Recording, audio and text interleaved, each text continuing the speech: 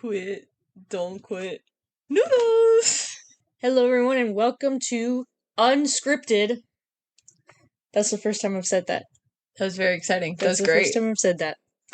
Welcome to Unscripted, where we talk about all things movies. Today, we are talking about Kung Fu Panda. Not the fourth one. Not the first one. The one that you can't find anything about on the internet. How do I know this? Because I spent hours looking for stuff about it on the internet. Where is everything about Kung Fu Panda on the internet? Just because it came out in 2009 doesn't mean we can't have information. 2008. 2009? Oh, 2008. It was nominated.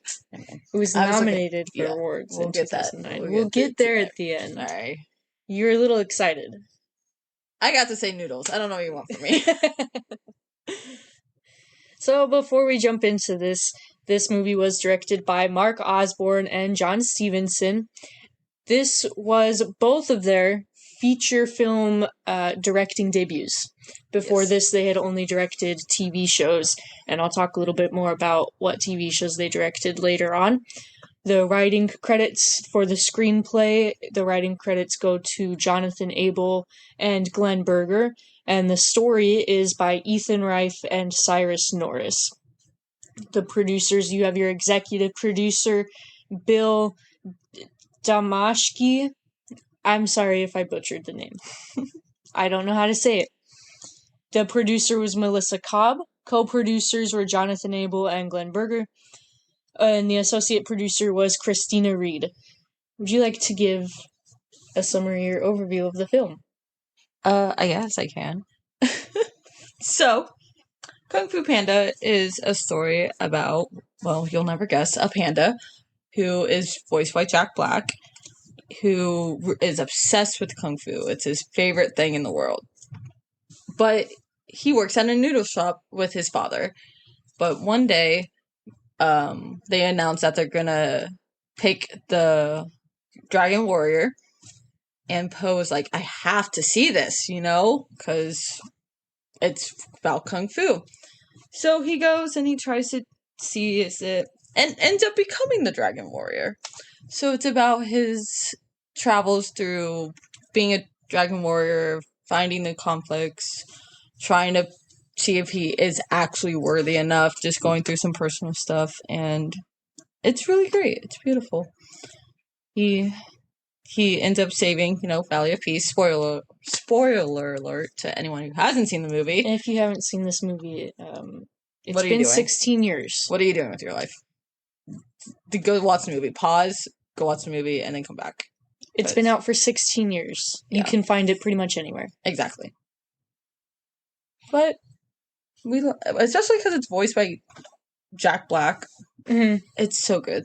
Yeah, it's so good. And he's just one of many, famous voice actors in this movie. Like, this movie is filled with a ton of voice actors that you recognize today who do both voice acting and, actual on-screen acting. Before we go any further, I failed to introduce us in the beginning. Oh. I'm Courtney. I'm Cam. Hi. Cam's my guest today. She's gonna help me talk about Kung Fu Panda. Yeah. Let's just jump right in. I see you have stuff on scripting. I have, a little bit. You already said it, you already said who was by Jonathan Abel, and I definitely just butchered that name, and Glenn Berger, I don't know. I've said it both ways today, so... You want a burger? No, not really. Oh, man. Alright, so what I have, and I don't remember writing this, but here it is. They originally brought in a man named Dan Harmon to consult for a week and help shape the script that it is today, but it ended up turning into a week, and then to a month, and then 3 months, and then 19 months. So he kind of did help along the way, help a lot with the scripting along the way. So it's not just Jonathan and Glenn. I do have stuff about that too. Okay. Jonathan and Glenn, they weren't the original writers either. Yeah. They were brought on probably a week. They were brought on originally for a week as consults. So their job, when they were brought on, their job was to shape the film, to kind of cut back the forest. And you can't see me, I'm doing air quotes. Berger, he said that their job, they were supposed to find the heart of the film, so they assisted in choosing which scenes were kept and which scenes were scrapped. They made sure the scenes were in the right order. They brought focus to the story. The project was overproducing when they were brought onto it. And their job was to kind of rein it in and make it what it is today. Their 1 week, like you said, turned into one month, then 3 months. 3 months turned into 19 months. So they became a very big presence on the film and became completely involved in it. One thing that was agreed on was that the film was about Poe. He's the main character, so who else would it be about? And from there, they were able to, they formed what they called key questions, and those determined what could and couldn't stay in the film.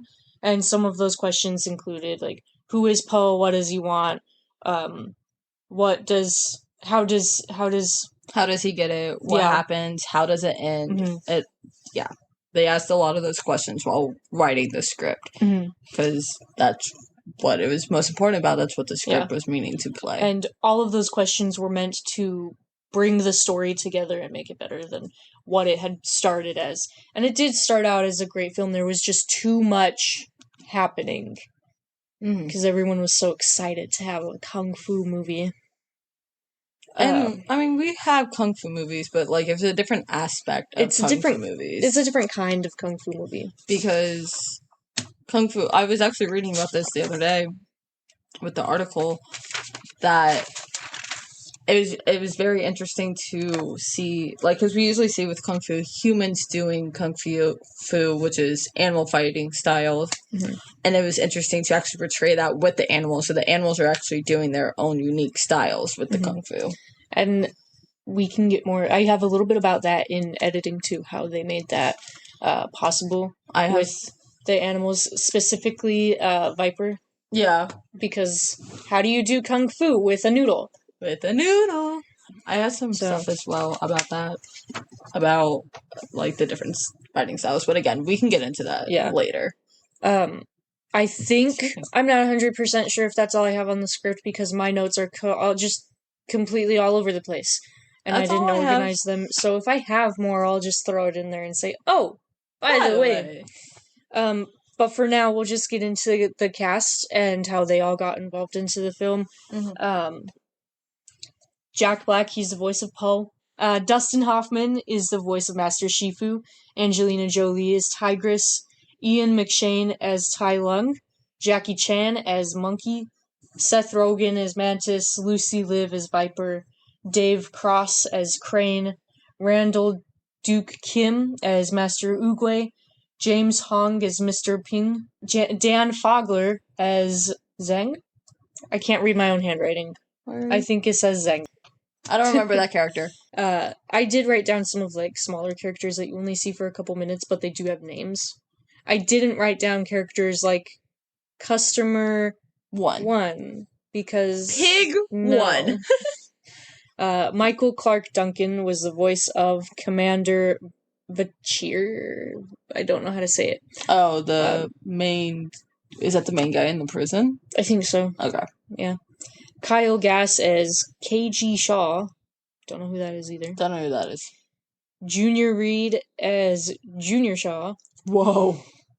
Wayne Knight as the gang boss. I don't know. I remembered who he was when I was I have, like, a faint memory of who it is. And Riley Osborne was the voice of Baby Tai Lung. Whoa. Among many, many others. Again, I did not list all of them because some of them seriously were Customer 1 and Pig 1, Fangirl, something or other. Fangirl, just like every other movie. Literally. If you want to find the rest of the cast, then you can find them on IMDb full cast list. Literally, just Google it. It'll be the first thing at the it'll be the first thing at the top. Yeah. So here's how everybody got involved in this. You have the directors Mark Osborne and John Stevenson, and this was their first feature film as directors. for both of them. And both of them signed on to this film from TV. Mark Osborne directed SpongeBob. Or Bob Sponge. Or Bob Sponge. Bob Sponge. Bob Sponge. And Stevenson directed a TV show titled Father of the Pride. Not Bride, Pride with a P. Father of the Pride.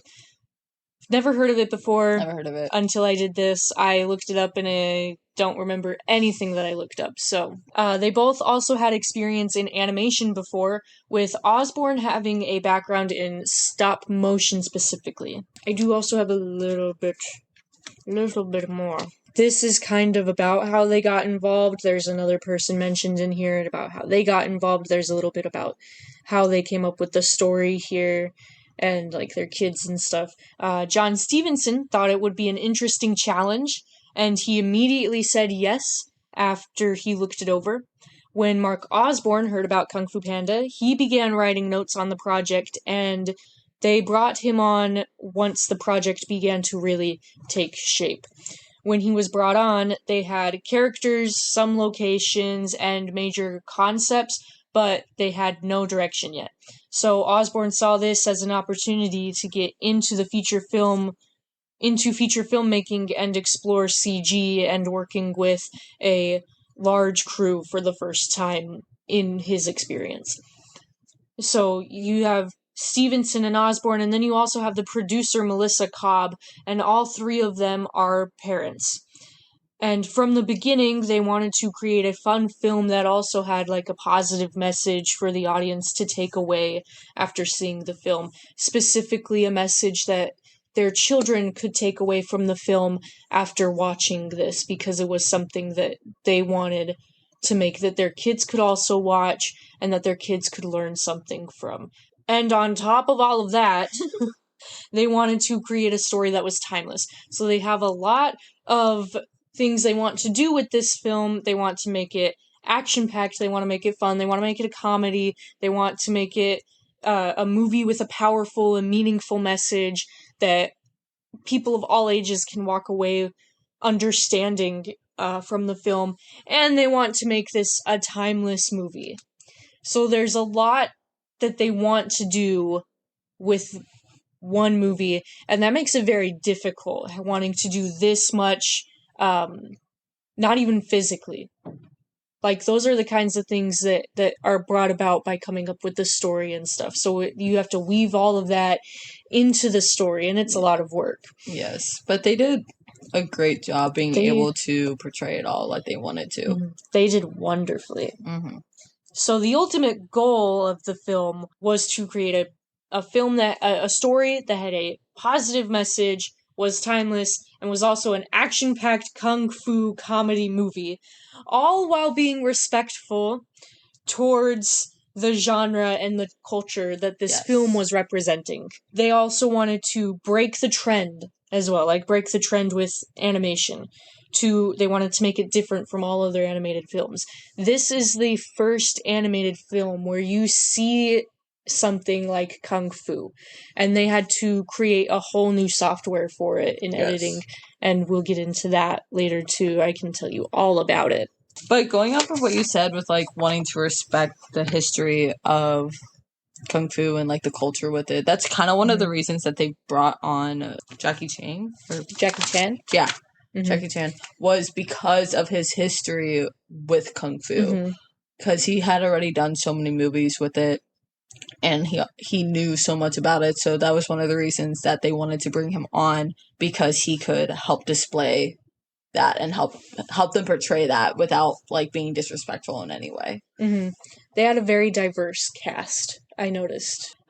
Stevenson, like I said before, he had experience in animation and storyboarding. He would always say, trust the process, which is a huge thing in film. Trust the process. In the end, it'll turn out right if you just trust the process and do what you need to be doing.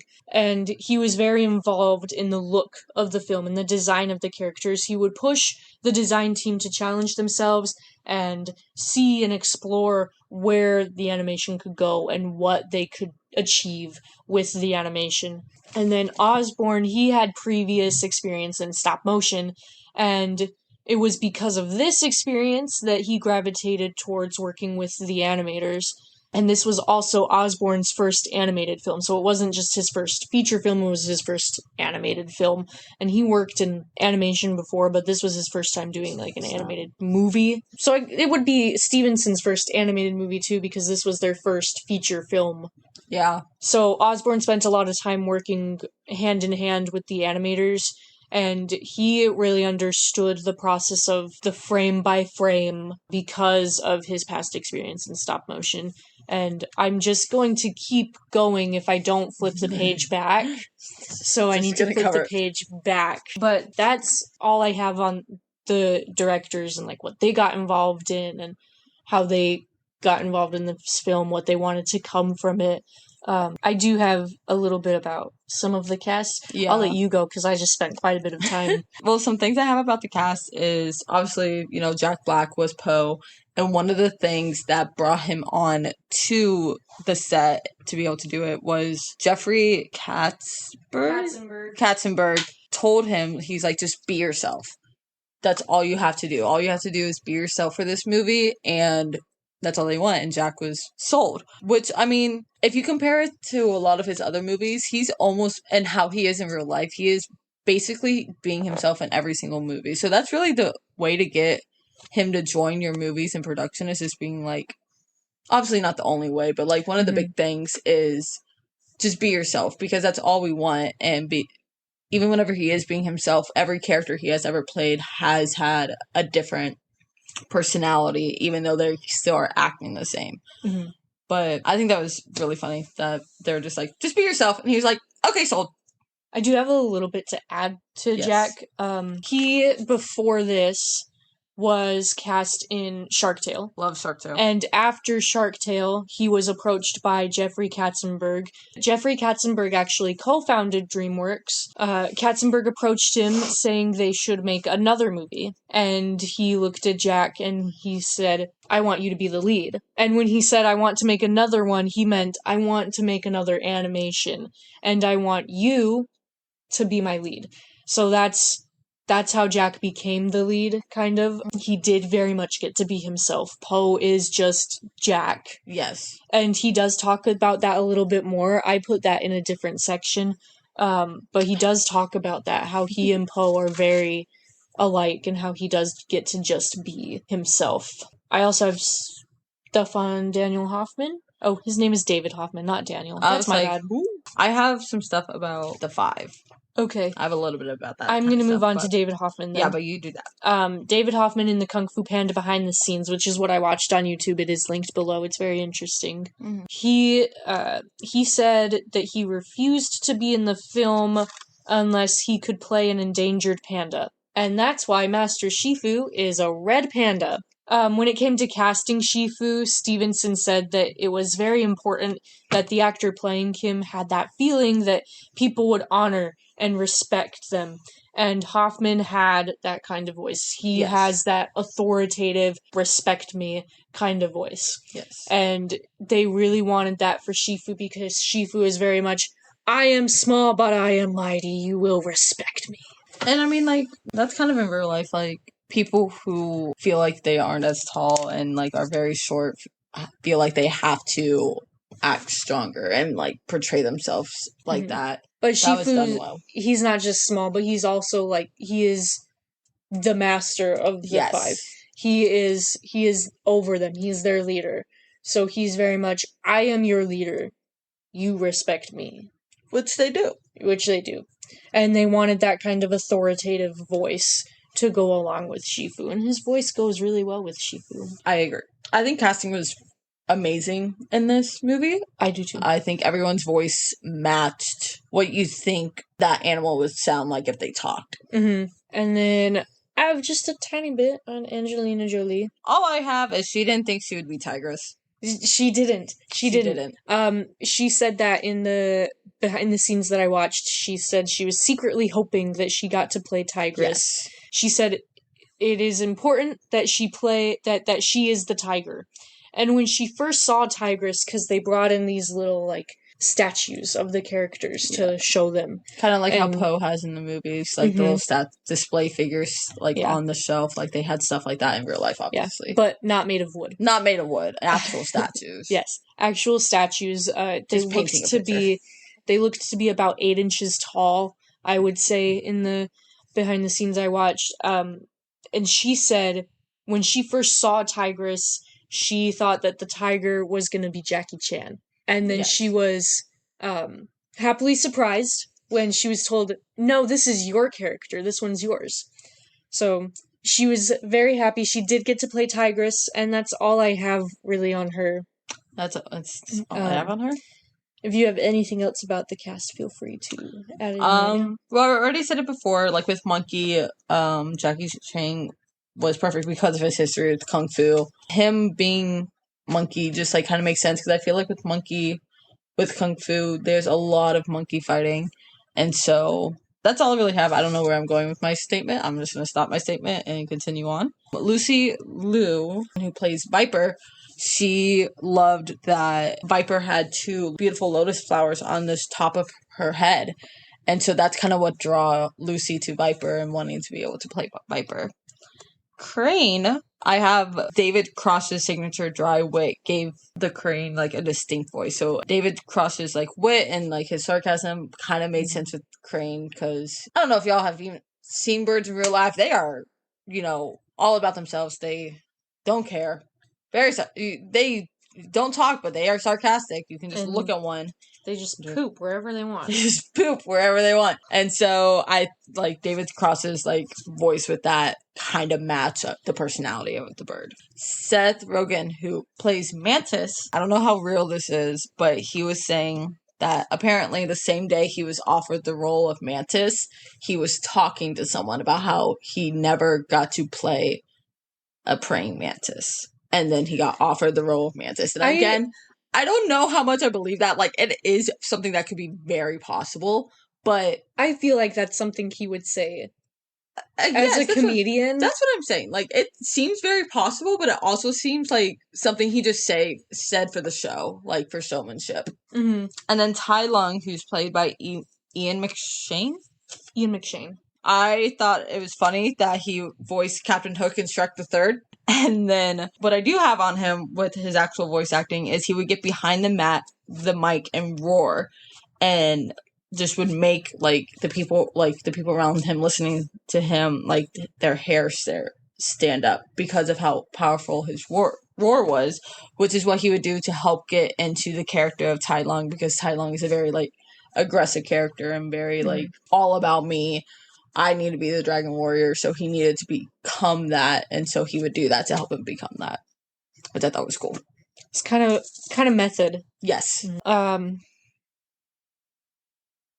Just to kind of close out casting, Berger, however you say his last name. Let me know in the comments, please, how to say this man's name. Badger. Please and thank you. It's Badger, actually. That would be insane. That would be crazy. I would be, whoa. I would be like, oh my gosh, that's crazy. Totally anyways, he said there are a lot of different voices on a film, and it's about getting everyone to share the same vision. It's about bringing all of the voices into unison. So they have a lot of different voice actors here. Again, it was cast really well. Something interesting about animated films like this is the voice actors hardly ever get to see the other voice actors.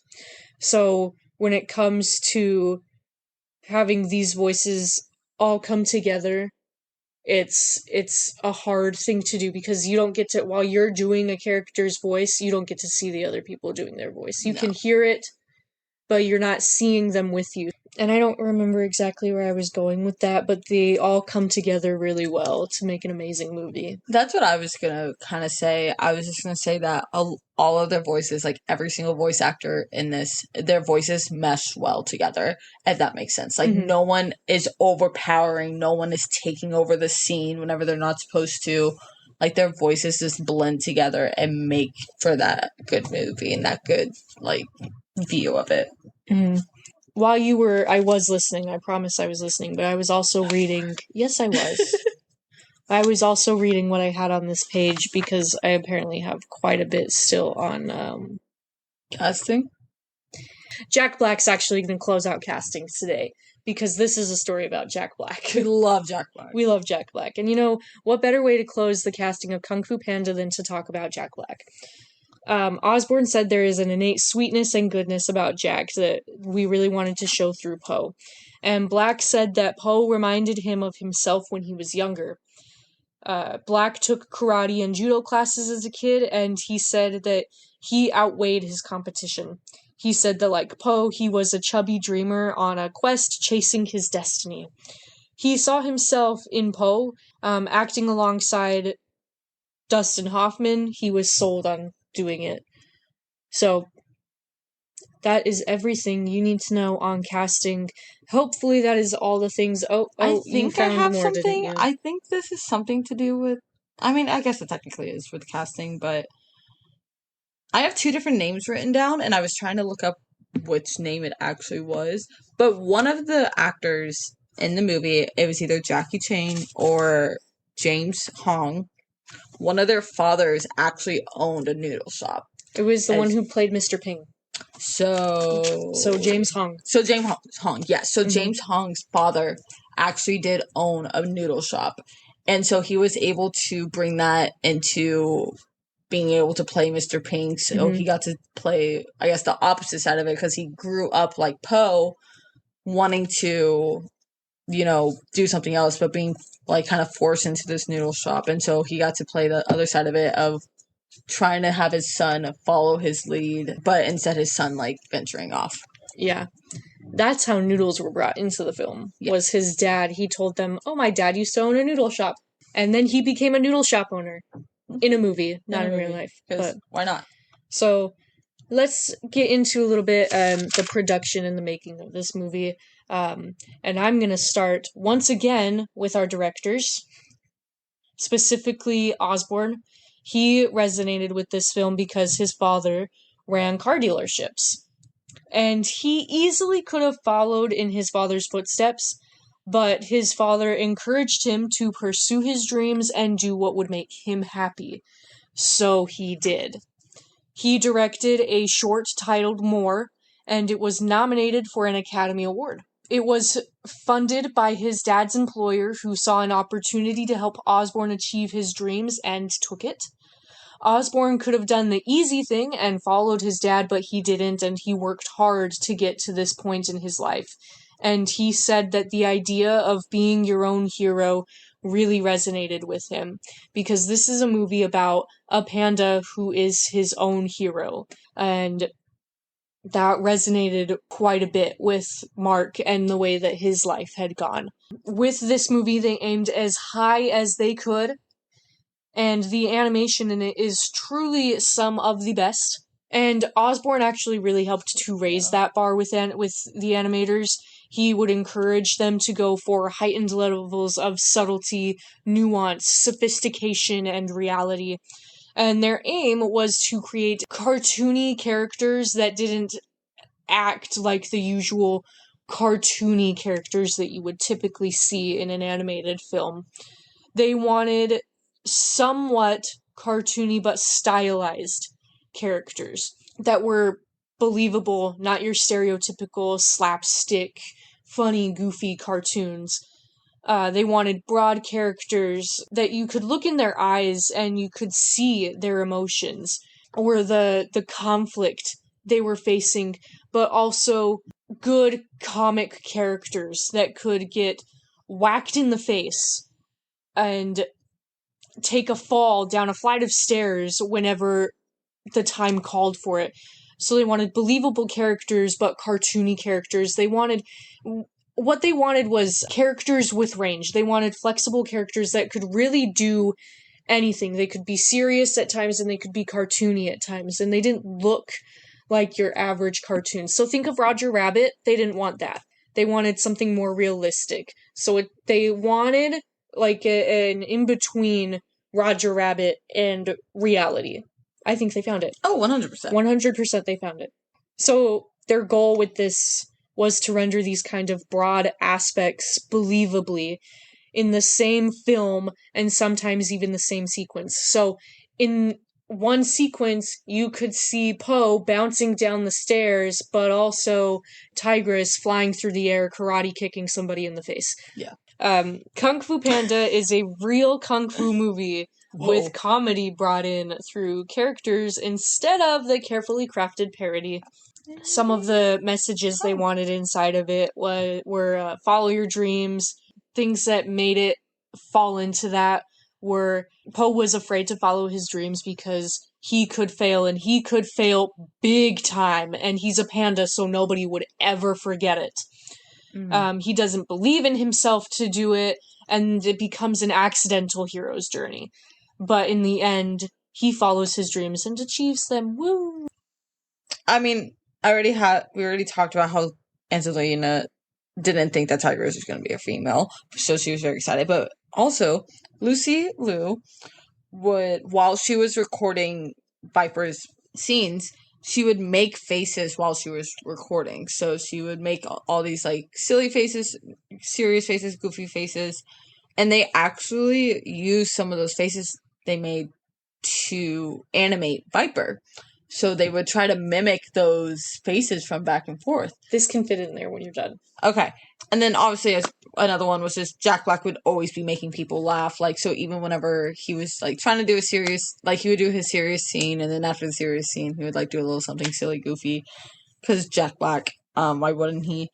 But he was always making everyone that was there listening to his recordings laugh. He would always be making people laugh. So that was that's one of the great things about working with Jack Black is he's always going to find a way to make you laugh, which I thought was cool. Yeah. I do have a little bit more on Shifu's casting, but it fits in with what you just said. Okay. About how Lucy did her acting. Shifu has one of the biggest backstories and emotional arcs in the entire film, which makes him a difficult and complex character, and they knew they would need a great actor to voice this character. Enter Dustin Hoffman. When they approached Hoffman, they told him that he could make suggestions about the character and that he would be voicing. However, Hoffman didn't know much about animation when they approached him about this.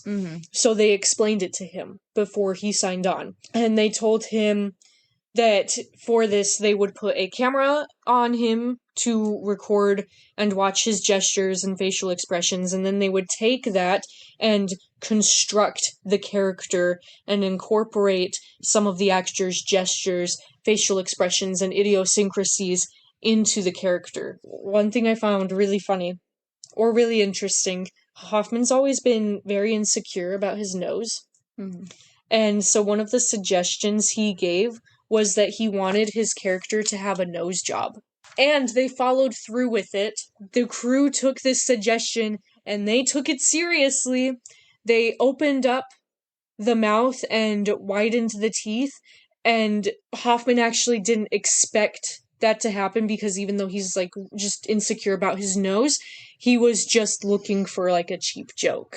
Yeah. So he didn't think they'd actually do it. I love things like that they take, because even though a production like has specific things they want done, they will take suggestions, even if it's something that you don't think will be serious, could end up being like a major difference in the movie, something just like that. Yeah. So I think that's really cool, and I think it is really cool whenever directors and producers and people like take suggestions from actors, because sometimes people are just like, oh, they're just actors, they come and do their scene and then they're done. No, actors like can have an opinion and like a somewhat say of how like what they think about their character, and they will take them serious. They will listen to them. Well, a lot of actors, they'll actually do research on the character. Yes. They will learn about the character, especially if this is a character that has existed for a long time. And if it's a character that's just been created, they'll still try to learn as much as they can about the kind of character that it is. So he probably tried to learn about pandas. I don't know. A good example of someone who has done extensive research on a character in order to be able to portray them in the proper way is Margot Robbie with Harley Quinn. Anyways, the process of production for this is everything under the sun, from recording to animating to everything. So I'm gonna just talk about things the way I have them listed because we're talking about the production of this film. So if I have a spot that says recording session, I'll let you know it's recording session. But everything in production is just unorganized in my notes, so we're just gonna go at it. I'm gonna talk about some of the recording sessions that they did. Osborne tells that the first session was eye-opening. In the first meet, Jack ad-libbed a lot and added things that the crew had already been playing around with. He brought soul and realistic quality to the character, and right after, they took the session and started animating it. So a lot of the stuff, he would ad-lib a lot. Jack Black ad-libs a lot. He likes to improv. Yes. And that's what he did here. After casting Black as Poe, they would come out of sessions asking, okay, what did we learn about Poe today? Because with Jack Black voicing our huggable hero Poe, he was now evolved more than he was before Black was involved. And he would evolve after every session. Every session they were asking, okay, what did we learn today? How can we change this now that we've learned this about Poe? So then after asking themselves that question, they would then go and change some of the lines to reflect the new aspect of the character they had just uncovered. After that, Black would then have to go back in and re-record the scene again and again and again. And this was because he liked to ad-lib a lot, so they kept learning more and more about Poe, and they would change things, so then he'd go back and record it again. Then he'd ad-lib some more in there, and they'd change it, and they'd have him record it again, until they had something they really liked and were happy with. The characters were always in the character development stage, because the characters would grow with each of the actors' performances. So think of the character like a child, and it's just growing with each performance the actor gives it. So Jack Black he most likely was not the only actor to have to go in and re-record things, because all of the actors that they have, all of them do ad-lib. Probably not quite as much as Jack, but I'm sure Seth Rogen ad-libs quite a bit. But I'm sure it's something they had to do with all of them. They just bring it up with Jack because they had to do it frequently with him. Shifu is a small but incredibly powerful and greatly respected character. Hoffman relays this perfectly in the way he voices the character. Another thing Hoffman was promised was that if he didn't like the way he did something, they could always go back and redo it. And this kind of thing was new to Hoffman because he was used to doing regular films where he had to get it right the first time, and even if he didn't, they would just move on. So he wasn't used to this being able to go back and just redo it if he didn't like it. Hoffman let Osborne and Stevenson kind of guide him and help him with the process, telling him that they can always go back and reanimate it. Usually when actors do voice for animation, they do it alone. I said before, a lot of actors, they don't see the other voice actors when they're working on an animated film like this. And that was the case here for everyone except for Hoffman and Black. So those two were the only two to get to record with each other in the studio. Oh. They got to record with each other. It was a rare opportunity that they had to record with each other for scenes that Poe and Shifu had together. And Hoffman said, every once in a while, an actor gets a role in life where the director will say something along the lines of, just show up and be yourself. And Jack is a perfect casting for Poe. End quote. We haven't talked about Oogway much during this. I have about this much on Oogway. I have little to nothing on Oogway. I'm gonna talk about Oogway for a little bit. He's voiced by Randall Duke Kim, and he was cast because they needed someone who could play alongside Dustin Hoffman, someone who could embody like 1,000-year-old spiritual leader of the Valley of Peace, and Randall Duke Kim was that person, and I think he fit the role perfectly. And fun fact, Duke Kim says he has seen himself as a tortoise for many years, so there's that too. And he got to play a tortoise. So this is something that Randall Duck Kim said about Oogway. He said, Oogway belongs to that tradition of an old wise sage that helps the young hero. The same tradition that Merlin in the Arthurian legends. What attracted me to Oogway was his great wisdom, his age, his compassion, his kindness, and his gentle humor. Having developed a martial art form so the defenseless could defend themselves, he's a protector of the small and the vulnerable. The kind of character is always attractive. Oogway is a character I can aspire to. As I get older, I wish I could become someone like that. So compassionate, so patient, so understanding and kind. In our world, there are qualities to which everyone should aspire. That's beautiful, and I feel like I should just end it right here with that. I didn't think it was going to get that serious. I saw a quote from Kim, and I'm like, I have something. But unfortunately, we still do have stuff to go through. This is my last little bit on the recording process. And I know this because this says process of production, and that is where my animation notes started, and everything is a nice little organized list after this. We love organized lists. We love nice little organized lists. So to close out recording and to actually get into the real production of this, when they were, we already talked about it. This was recording with James Hong. We talked about how he told them his dad had a noodle shop. He brought that up during one of his recording sessions. Yes. He brought that up actually during his first recording session, that his dad had a noodle shop. Hong says Kung Fu Panda seems to marry the voices with the characters and the action very well, and I would have to say I 100% agree with that. Yes. The voices and the action and the comedy, they all tie in really, really well together. It's a big action movie with intimate character story. The film was an ambitious one, but so is everybody working on it. Mm-hmm. An ambitious film cannot be completed by people who are not also ambitious. So no.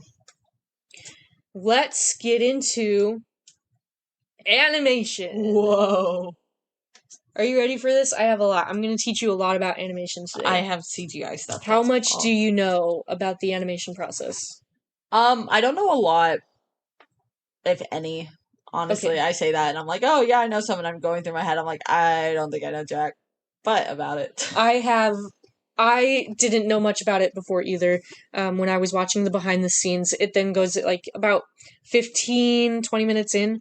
It goes to the sections of like production, and it starts with rigging. And I was like, what in the world is rigging? I don't know what that is. So I went to Google and I looked up rigging, and I actually found a page on Pixar, and I trust the Pixar website with my whole heart. So, because it's Pixar, that's all they do is animate movies. So let's talk about rigging, the basics of rigs or rigging in animation. Digital rigs are virtual bones, muscles, and joints that allow models for animation to move. So think of it like a human inside of a computer. Oh, wait, I have an even better analogy. Think of it like a puppet with strings, because it's a human inside the computer, but we get to play with it and manipulate it. So it's a little puppet. Puppet. A good rig has to be done just right. Without proper controls, animators can't create the poses that they need, and with too many controls, it becomes too time-consuming to animate. Riggers, they take a 3D model, and they study how the character needs to move based on the story. So those 3D, those statues that we had, I'm sure the riggers used that to make the rigs. I'm sure they used those. They take the motions and break them down into individual elements, creating hundreds of control points for the animators to use to create poses. That's kind of a basic rundown of rigging. Remember it as a puppet inside of a computer. That's really all you need to know. So the rigging in Kung Fu Panda. Stevenson said that early on, they discovered that the rigs wouldn't hold up to the physicality of Kung Fu. It put too much strain on the rigs. So to fix this, they had to re-engineer and redesign all of the character rigs to make it so they would be able to do the martial arts required for the film. So you know how I said earlier they had to like redesign everything and pretty much recreate a whole bunch of stuff. This was one of the things they had to like go in and recreate for this movie, because your normal rigs that you use in movies that are not action-packed kung fu animated films don't hold up for action-packed animated films. They had to go in and make their own. So the rig for Viper is a very good example of this. The rig for Viper was remade to allow her to twist and move in like impossible ways to make her kung fu visible and recognizable. Because otherwise, you're just looking at a noodle. But she's a very good example of the recreation of the rig to fit the character and to make... Because they also had to make these rigs so that you could recognize the kung fu moves that were being performed, especially for Viper, because she's just... Again, I say she's just a noodle. She's just a snake. Yeah. Like, you can't... How are you gonna tell that she's kicking somebody as a noodle? So this rig, they took Viper's rig, and her rig was great for testing the technology and character design for the rigs that were used. That's all you really need to know on rigging. We then get into the character effects and the surfacing. And another thing I had no idea what this was. Surfacing. What in the world is surfacing? So again, I went to our trusty Pixar animation website. Surfacing is the process in which surface artists construct the appearance and texture of characters and objects. So they used computer programs called shaders to do this, and with the surfacing, they maintained the intent of the design. I just threw this in there because it's important to know Raymond Zibach is the production designer. He said to keep it believable, they made the characters look more like plush toys. And I honestly didn't think about that until I watched parts of the film after hearing him say that. They do look like little stuffed animals. For the characters, they did short fur, because they didn't want the fur to bounce every time the character bounced or moved. And because they went with short fur, they also spent a lot of time, like, grooming the characters and making their fur messy or clean. Kind of just trying to style it in different ways. Because if you'll notice, every single character in Kung Fu Panda that has fur has short fur. Mm-hmm. So that they don't have to deal with the bouncing of the fur every time they move or do a kung fu move. They ended up putting a lot of dense fur on the characters because they needed it to be structured. Short fur also provides an advantage with clothing for the characters, and that will come in a little bit later. I don't remember, probably in like 2 seconds if we're being honest. Marcus Mannanen, he was the visual effects supervisor. He said they needed to figure a way to use computing power to solve the problem of animating clothed characters to make the film possible. Because if you think about it, have you seen an animated film with fur characters in clothing before Kung Fu Panda? Nope. I haven't. If you have, let us know. If you have, let us know and send me the movie. And we'll watch it. Smoosh is their technology for fur to clothing contact. It allows them to slide the clothing over the surface and for the fur to move and be pushed down in the areas of fur to cloth contact. It also allows the fur to spring up as clothing releases it. Once they had the right look, they could then customize how much fur lays down or how quickly it would spring back up to give it a natural look, and then they would automate it. And automating this was important when doing shots with big crowds. So, like, in the arena when they're doing the Dragon Warrior thing and everyone's in there and you have all these characters that have fur, they're all automated. Their fur's all automated to move the way it needs to. They made an automated system so that they could focus on, instead of focusing on, oh, this fur didn't bounce up properly, I need to go fix that, they could focus on the action instead. And then we get into the effects, and this is where we can get into CGI too, so you can finally speak. You know what's so funny? I thought my CGI was so porn, and then you already went over everything I had, so I don't have anything now. I did? No, I'm because so sorry. No, it's not your fault. I mean, I don't have anything. It's literally just what you were talking about. It was really difficult to animate clothes and fur together because they're like, if you even not just fur animating but clothes animating and being able to have it move with the body, that is something that is also very difficult to do. Mm-hmm. So it was just hard to be able to balance both moving the fur and moving the clothes at the same time, moving them in the correct way that they're supposed to, that looks natural. That's literally what I have. So I just went into depth. You just what you had to say. I'm sorry I stole your thunder. No. We'll get right into effects. To create the effects team is first given an artwork. They then create a rough layout from that artwork, which gives them a kind of choreography for the effect they're going to make. Yes. The choreography gives them a general idea of how the effect is going to play out. In their system, they paint different colors on the outside of the geometry that's used as an input, and what comes out is the effect. An example is Tai Lung's escape. When, like, the bridge blows up, they would paint different colors of the bridge that exploded, and the different colors would move differently, I think is what they were saying. Yeah.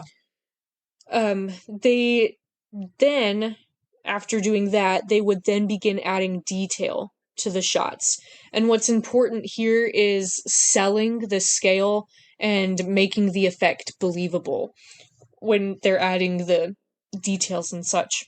The effects in Kung Fu Panda are kind of just like a big collaboration of art direction and technology. They're just like a cute little marriage between art direction and technology. And the most demanding and complex sequence in the entire film, according to the directors, was the rope bridge scene. You know, where the Furious Five confront Tai Lung. Like, they said that was the most complex sequence in the whole film. Wow. This sequence showcases all of the technical effects together in the best way possible. They all come together in perfect harmony in that scene. Yes. And not a single one of the departments was confident in their ability to do this scene. Yet, in the final product, it came out beautifully. Yes, it did. Sound, if you're familiar with animation, sound effects are a very big part of your animated film. Otherwise, you're watching an awkwardly quiet film where all you're hearing is dialogue. So sound effects are extremely important. In animation, sound effects have to be created. So for Kung Fu Panda, our sound designer was Ethan van der Rijn. He explored lots of new territory that he never got to explore before doing this film. And he said the key is to go out and record lots of different real-world things for sound effects in animated films. So they would do this, then bring the sounds back to the studio to process and edit them together. And I did get to watch them play, like, they're just like adults that get to play with toys all day. Like, I watched a whole, 2 minutes in this thing where they just were playing with toys. They're like grown-up toddlers just playing with toys all day to see what noise it makes. It's Disney adults. They go, what sound does this make? Bong. Yep, that's perfect. Let's use that. Disney adults that get paid. That's so real. Can I get that job? I want that job. That would be fun. I want that job. Yeah. You remember the part with the spears in the movie where they're throwing the spears and they're hitting stuff? Yeah. Do you know what a didgeridoo is? I've heard about it before. It's like this big, long stick, like hollow stick. It's like, something It's an instrument. Yes, it's an instrument that some culture uses. Yes, I don't remember which culture, I don't but remember which, it's... I'm looking it up. Look it up and let me know. I got you. I'm going to tell you a fun fact about it right now. Okay. They used a big old didgeridoo to make the sound effects for the big spear hits. It's Australian. And then the characters have their own sound effects too, and they had to make those sound effects. So you could go from Tai Lung to Po with these sound effects. They're vastly different sound effects they have for these characters. So Tai Lung, he has hard, smashy sounds because he's this big, buff, evil. What is he? A leopard? And Po, he's a panda, and pandas are big, cuddly, round bears. So his sound effects are like funny, boingy sounds. So, like when he's falling down the stairs, he's making little boingy sounds. He is a snow leopard. I was right, he's a leopard. And sound effects, they play a huge role in getting to know and connecting with the characters. And then I do just have, like you, I just have stuff on the actual animals that they have in the film, their kung fu styles. So if you would like, and I'll just add to you. Okay, so as we kind of already mentioned before, kung fu is animal style fighting. It's a form of animal style fighting. Traditional kung fu is. Yes, traditional. So whenever they're trying to portray that in actual animation with the actual animals, they're trying to figure out, what kind of style fighting they each had. Mm-hmm. So tigress style of fighting is more a direct and aggressive type of fighting, whereas monkey is a little more unpredictable and playful. Viper has like a shy, quiet, surprise attack kind of style and is known for like violent, lightning fast strikes. Because as you remember in the movie, she will strike something and it wouldn't even seem like she did. Like it will just do a quick sweep of emotion and it doesn't even look like she did do something. Crane used his hands, so even though he's a bird, he used his hands, so his wings and stuff. He didn't use his beak, because it was just I think they said something that it was a little too violent for the kind of movie they were going, so they never had Crane use his beak in fighting, even though that is something that is a type of fighting style. But he would use his hands to portray the beak-like style of fighting that they wanted to portray. And then Mantis is very fast, extremely precise with his fighting. He is almost invisible because, how many times have you looked at a screen of it's a faraway shot of all five and you can point out Mantis? He's a small animal, so he's very invisible, so it's easier for him to fight and blend in with stuff. And then I have for Tai Lung, he's physically imposing, ruthless, manically driven, and brilliant. And that's kind of some words they use to describe his fighting style as well. Do you have a little bit to add? Just a little bit of history on traditional kung fu fighting, because that's something that they had to understand when they were making this film, was traditional kung fu and the fighting styles and the history of ancient China. Traditional kung fu is based on animal styles, and they were the inspiration for the Furious Five. So you have the monkey, the mantis, crane, viper, and the tiger. These styles, they originated in ancient China during times of conflict. The people began to invent new ways to defend themselves during this time. They began to develop kung fu styles that incorporated the attack and defense methods of animals. And each animal in kung fu is believed that if you mimic the movements of these animals, you may inherit their physical strength and inner power. So I'll just tell you what they see these animals as representing. The tiger is the king of beasts. They're feared and respected by the ancient Chinese. They're seen as protectors. They're a symbol of good luck. They're the most strength-oriented, fluid movements. It's all about power and control with the tiger. And then you have the crane, and they represent longevity, peace, wisdom. In Chinese legends, souls of warriors were carried to the heavens by cranes. Their style is about deflection, which is also why he uses his wings so much.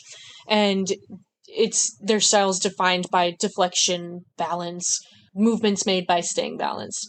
And then you have the mantis, and in ancient China, the mantis is a symbol of courage.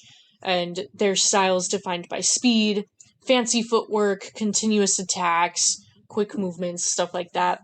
Then you have the monkey. He is a symbol of mischief and was believed to possess, in ancient China, was believed to possess magical talents. In Chinese legend, monkeys battled dragons and demons. Their style is defined by speed, agility, their movements made by jumping, flipping, climbing, and they strike with all parts of the body during attacks. So if you notice, Monkey uses every part of his body to fight in Kung Fu Panda. And finally, you have the viper. In ancient China, vipers were believed to be guardians of buried treasure, and they are associated with good fortune. Their style is defined by graceful movements, flexibility, precision, quick strikes. And there you have a history, a brief history and explanation of ancient China Kung Fu, traditional Kung Fu and the animals. To wrap things up, we have music, so the composers, the score, box office, and some awards, and some fun facts. Cam has some fun facts for you. I don't have much on the score, just that it was done by John Powell and Hans Zimmer. Yep. I couldn't find much on the score, so that's all you get today. Next up, we do have the box office and release. I think it was said somewhere in the behind the scenes, I'm sure it was. I just don't remember where. But according to Google, Kung Fu Panda was in production for 4.5 years, so from fall 2003 to spring 2008 when it came out. It was released in theaters on June 6th, 2008, and it has a runtime of 1 hour and 32 minutes. The domestic box office was $215,434,591. The international box office was $416,309,969, and the worldwide box office came to $631,744,560. And then we'll do the awards. They had 39 nominations in total, and then they had 15 wins in total. A lot of those wins were with the Annie Awards and some other, like, kind of lower unknown. Not unknown, but not as popular awards. The one award that they did get that is more known is for the Kids' Choice Awards. Jack Black won Favorite Voice Actor from an Animated Movie in 2009. In 2009, it was nominated for the Best Animated Film at the Golden Globes. And in 2009, it was also nominated for an Academy Award for Best Animated Feature Film of the Year. It was also nominated in the Critics' Choice Award in 2009, for also Best Animated Feature.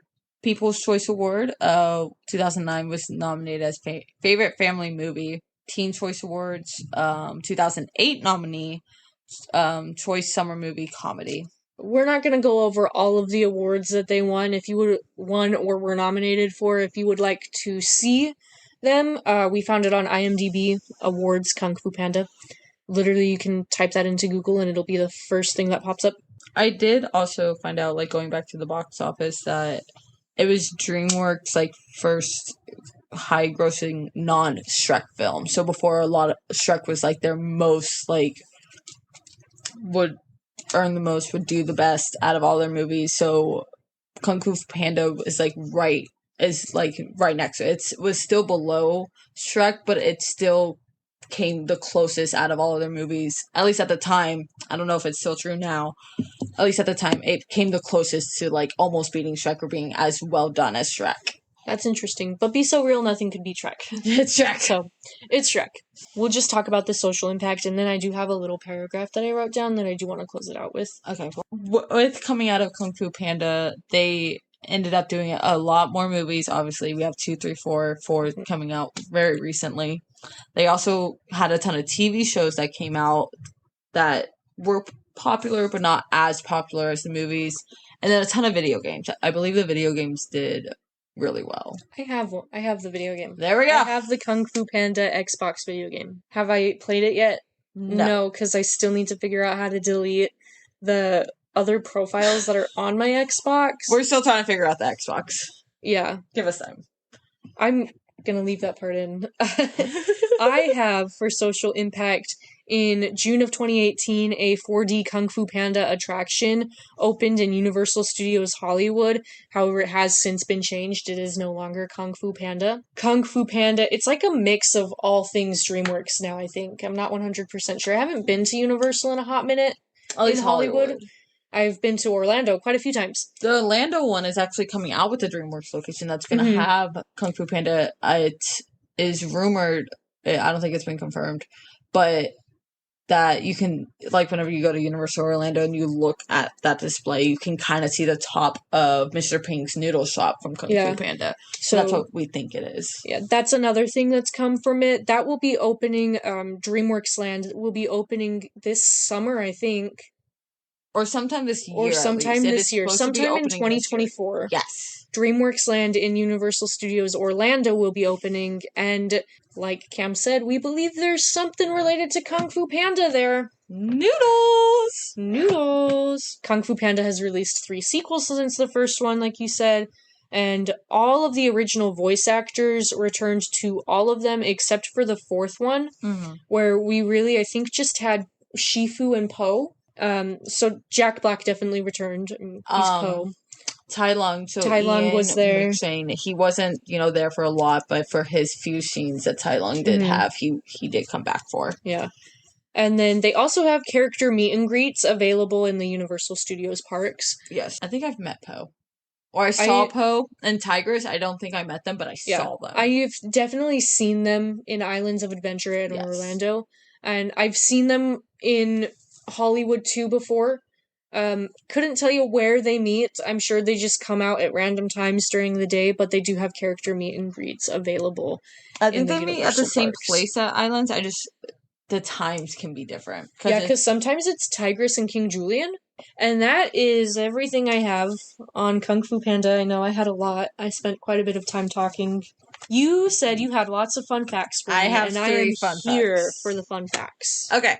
So, one of them goes back to whenever we were talking about how they were looking into the history of Kung Fu and, like, trying to learn as much as they can. The animators actually took a 6-hour Kung Fu class to get an idea of the actual moves for the action, for the movie. So for them to actually be able to learn and be able to portray it like they should, they took a class for, which I thought was really cool.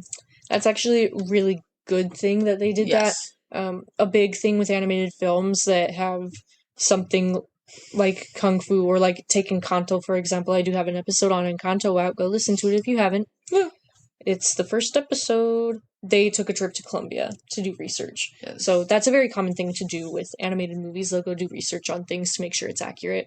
This one we already know, and I didn't realize until I reread it right now, but it's just the individual fighting styles are of the Furious 5 members are actual Kung Fu styles. So they all portray, like, the actual Kung Fu that we already went over. Of their animal. And then I also have that Jackie Chan recorded his voiceovers during a single 5-hour recording session in LA on October 15, 2007. And he also had recorded for the Mandarin and Cantonese versions of the movie. I heard he did do it in different languages. I had no idea he did all of it in one session. So that was the only time he, like, actually set foot in the studio? I believe so. Or it could have just been, like, for one.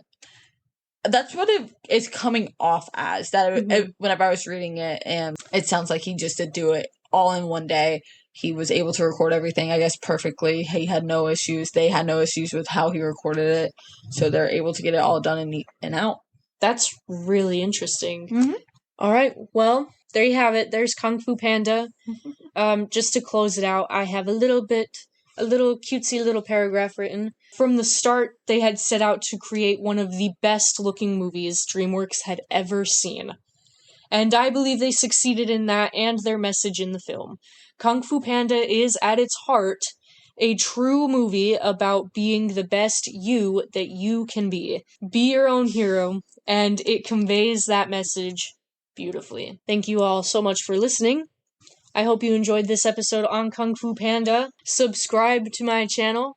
Also follow me on Instagram, TikTok. I have all the social medias. Follow me on social media at unscripted.cs. Subscribe to my YouTube channel. And we will see you all next time.